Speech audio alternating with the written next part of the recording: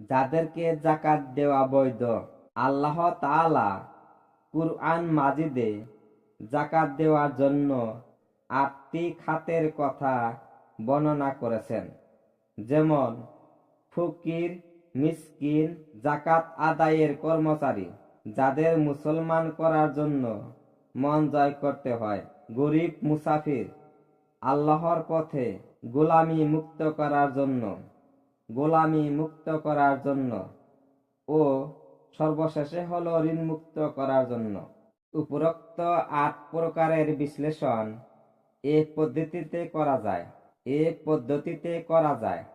ফকির, মিসকিন অর্থাৎ যে ব্যক্তি মালিকের নিসাব নয়, নিকটতম আত্মীয়দেরকে যেমন ভাই, বোন, ভাতিজা, ভাতিজি, ভাগ্নে, ভাগ্নি, চাচা, চাচি, মামা, মামি, খালা, খালু, ফুফু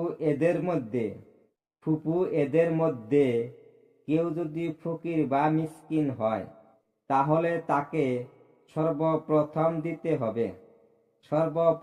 দিতে হবে। এরপর প্রতিবেশী, নিজের গ্রামবাসী, নিজের দেশবাসী, তারপর বিদেশি গরিব দুঃখীদেরকে। নিজ মহল্লার বা আত্মীয় স্বজনের মধ্যে না হলেও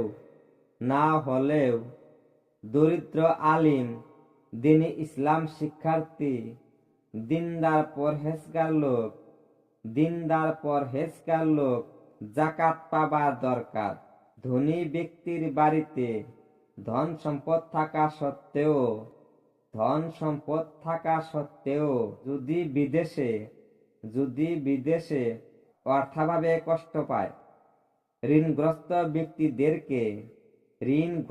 ব্যক্তিদেরকে যাদের ঋণ পরিশোধ করার মতো অর্থ নেই, নবদীক্ষিত মুসলমানদেরকে যারা অন্য ধর্ম ত্যাগ করে ইসলাম গ্রহণ করার কারণে পৈতৃক সম্পত্তি হতে বঞ্চিত হয়েছে, আল্লাহর রাস্তায় জিহাদকারী ব্যক্তিগণকে, দুধ মা ও দুধ বোনকে যাকাত দেওয়া জায়েজ আছে। ইমাম, মুয়াজ্জিন, কর্মচারী বা ঘরের চাকর-চাকরানীকে যাকাত দেওয়া জায়েজ আছে, যদি সে মালিক নিসাব না হয় এবং তার বেতনের পরিবর্তে না হয়।